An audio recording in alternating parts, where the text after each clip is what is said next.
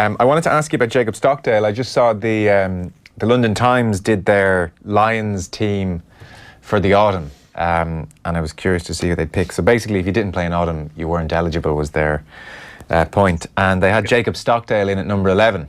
It's funny, I was watching The End Game was on again. I'm sure you probably got a few tweets. It was on recently on RTE, your documentary about your final year and your retirement. And there's a few shots of you on the bench towards the end, and fresh-faced Jacob Stockdale kind of doing his thing. So I guess you saw him emerge and blossom at close quarters. Are you amazed he's kind of sitting here 12 tries in something like 12 or 13 test matches, or did you have this level of hope for him?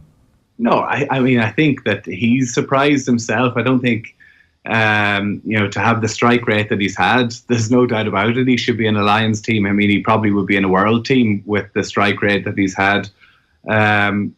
But it doesn't surprise me. And, people see what he did in the Six Nations last year, but I have seen him, over the last year and a half with Ulster as well, how he worked so well in tandem with Charles Piatow last year. And even the season before that, before he broke into Ireland, I was on the bench at the end of that season behind him as well. Right. So I've definitely seen him come through. The confidence that he has and how he's able to, he doesn't get involved a huge amount in the game, but when he does get the ball, the impact that he has, even the first few minutes against Argentina, his first two carries were, he made 15 and 20 yards almost. So he is he's a serious talent, but he's still so young too. Yeah. So I mean, it's about nurturing him, bringing him through. He gets a tough time because of his defence, but as I mentioned earlier, going into a different defensive system doesn't just happen overnight too. So that's something that will come over time. He's growing into the game. He's growing. To have the strike rate that he has been incredible, and to have the confidence in that New Zealand game, to have that his first chip, charged down by Kieran Reid. They almost went under the post and scored. Thankfully, Reid dropped it. But a lot of players at that age would go into their shell. But for him to get the ball again and to still see the space to go for it, I think that shows the confidence of young players that are coming through. It's a bit like Jordan Larmour as well. He's somebody who just seems to be unflappable. They see the space, they back themselves. And it's a great way to be, for those outside backs. Yeah, it's amazing.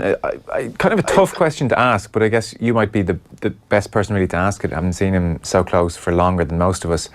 There was this nagging sense during the Six Nations when you watched him do historic things, record-breaking things, that obviously this can't happen every year. This is not going to be his or anyone's norm. Yeah. And so I did find myself wondering as the Six Nations progressed, what's going to be a norm for Stockdale over the next 5-10 years? Because this, last year could turn out to be his greatest ever season, the greatest 18 months of his career.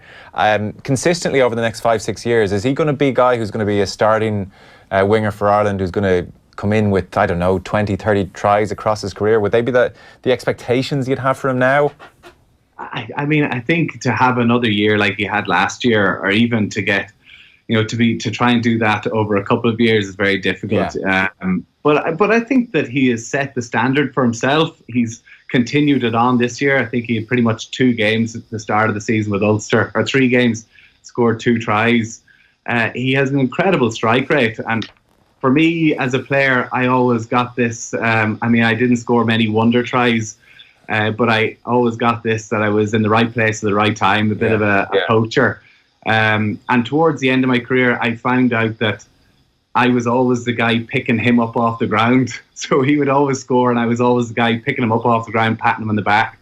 And it showed me that, as my career went on, I became that split second slower, or not that split second slower to react. And he always was that little step ahead of me. And that's something that doesn't get a huge amount of credit. That's something that, it's the quickness in thought, the quickness to be alert, to be there ahead of the defenders, ahead of your own teammates. Yeah. That's what makes a finisher. Yeah, it's an interesting point, because I've seen him talked about as maybe just a finisher, or mainly just a finisher recently, as if that's not the hardest thing in the game to do.